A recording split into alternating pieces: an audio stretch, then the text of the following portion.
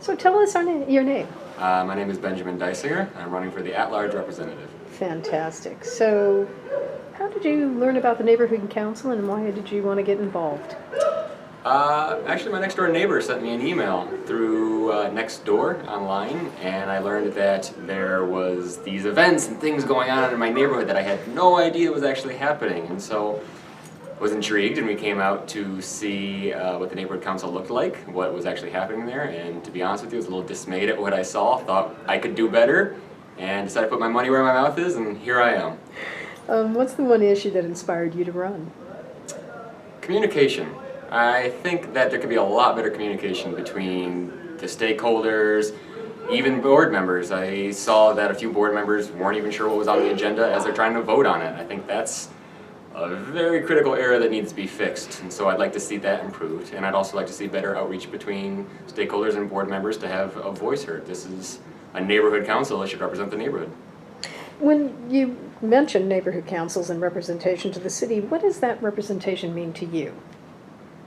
It's the voice. I think that's the most fundamental thing we have. The right to vote is the most fundamental right given to us as Americans, and so the right to have a voice and be represented is hugely important. And it's nice to see that in a city of this size of Los Angeles, they have these neighborhood councils so that the needs of specific communities can be represented instead of a blanket hierarchy from the Los Angeles City Council. It can be more tailored to specific areas and the needs of that community, because Glassell Park's been around for over 100 years. It's a very different community than, say, Glendale or even Westwood or anything else like that, and it has specific needs. And so my important thing is that people have a voice here.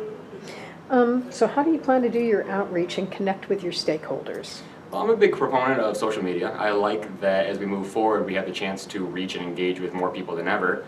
But there's also a chance to do traditional things. I really like in Eagle Rock, they have a banner across Colorado Boulevard, the most heavily populated area in Eagle Rock, that shows what events are going on that month, that there's a farmer's market, there's a movie night, and I think that's great. I would love to see something like that in Glassell Park, where the people can go online if they'd like to learn more, but they can also drive down the street and see stuff like that. I think it would be great to have people more engaged in seeing and aware of what's happening in their community.